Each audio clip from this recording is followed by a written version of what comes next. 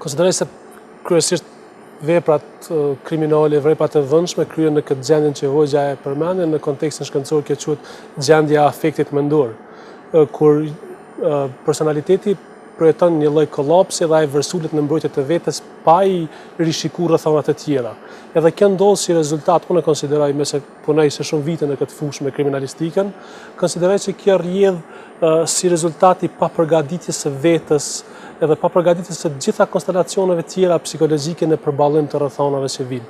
Edhe në një moment personaliteti i papërgatitur për mu përballu me këto, risulet në mënyrë agresive edhe jashtëzakonisht naive në kuptimin e mirëfillt të fjalës, naive dhe bazike për ta mbrojtur veten.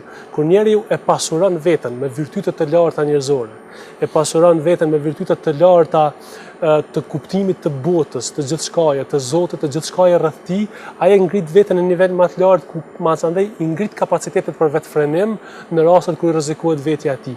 Madje ai mund të shkojë edhe deri në një pikë që ai mund ta rrezikojë veten edhe ta shuj veten vetëm në mbrojtje të idealeve të larta ose të idealeve për mbrojtjen e njerëzimit dhe vlerave të mirëfillta. Dhe për ta përfunduar, a është, o gjinderuar, edukimi fetar një investitor i fuqishëm në kalitjen e durimit si virtyt bazë për sjellje njerëzore? Unë mendoj që patjetër që edukimi fetar është ai i cili e përgatit individin, familjen, shoqërinë dhe shtetin, përgjithësi popullin.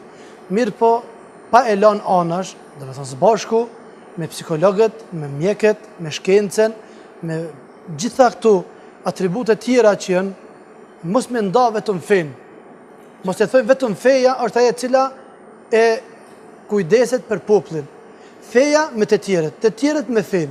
Zbashku, nëse atëherë jemi zbashku, edhe psikologu, edhe hoxha, edhe doktori, edhe prifti, edhe polici, edhe mësuesi, edhe profesori, edhe të gjithë, nëse bëhemi të gjithë unitet një vend, atëherë nuk kish me pas njerëz të cilët kanë me bë telashe të mëdha, po kish me bë durim.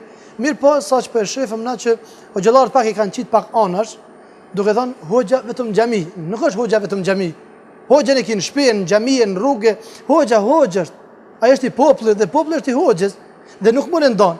Feja e lun rolin kryesor për edukimin e njeriu, edukimin e rinis, edukimin që njerëzit mos me bë telashe, probleme, rragja, sende që ne si popull si në Kosovë, ashtu në Shqipërinë, Maqedoninë, në gjithë anë, ne jemi një gjak, jemi një trup, kemi një mendim, se jemi shqiptare, kemi një gjuhë. Ani pse fetë neve në ndryshojnë, atër cilën feje kia me atë puna. Dhe nuk jemi na kundër feve, po na jemi kundër gjanave të këqija të cilat ndodhin dhe jep shtetin fesë, pa qenë hiç feje ato. Dhe unë mendoj që njerëzit duhet mu afru afër fesë. Nuk lejohet në njeri me jetu pa fe. Për shkak se 99.9% në botë janë me fe. Edhe për të bërë durimtar. Edhe për të bërë durimtar do të me qenë me fe. Mirë. E unë e lu Zotin të xhelal që t'jem prej atyne që Zoti na don dhe jem durimtar, jo vetëm ne, po në përgjithësi shqiptarët anë e mban botën që jem durimtar. Mirë.